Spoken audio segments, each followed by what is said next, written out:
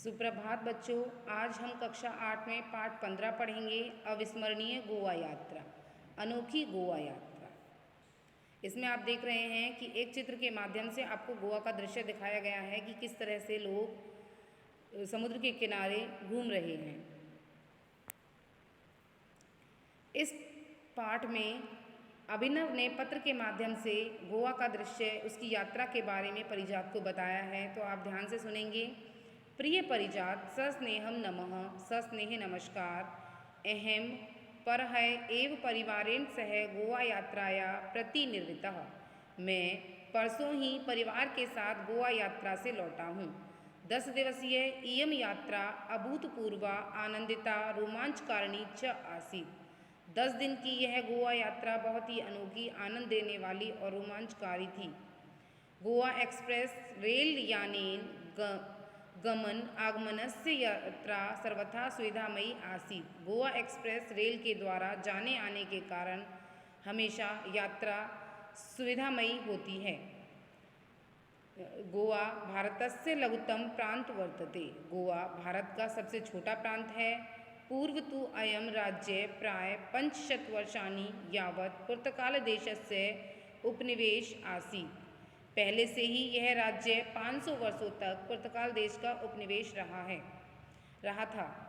1963 तमे वर्षे अयम स्वतंत्र अभवत्। 1963 वर्ष में यह स्वतंत्र हुआ।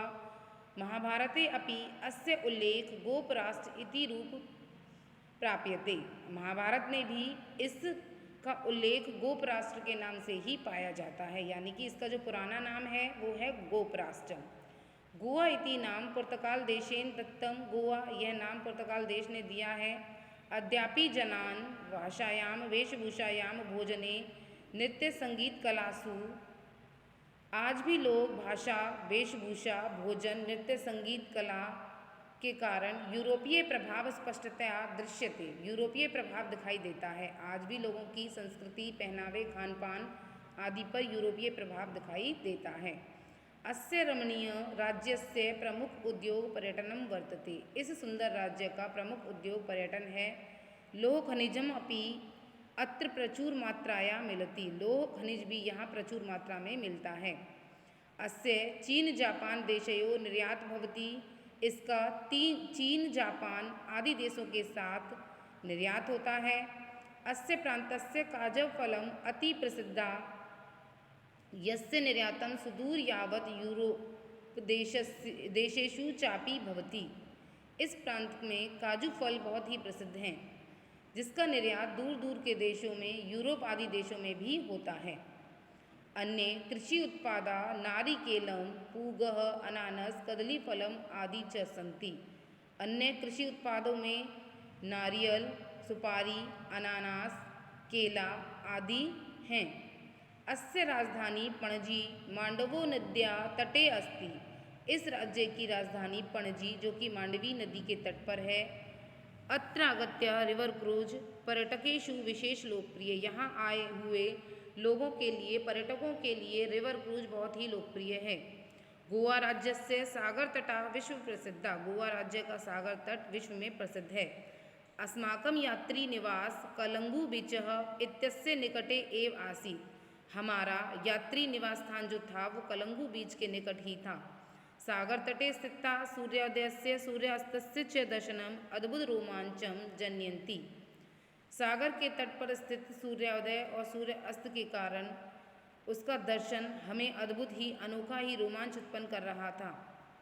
कलंगू तटम अतिरिच्य बागा बीच, दोनापावला बीच, कोलवा बीच, अंजना बीच इत्यादि प्रमुख तटाः सन्ति।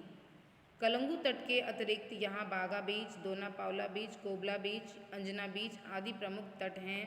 सागर तटे तरंगाणां मध्ये जल क्रीड़ाया अयम प्रथम एव अनुभव आसीत्। सागर के मध्य जल में खेलने का यह मेरा पहला अनुभव था। सागरस्य असीम जलम चकित तु करोति।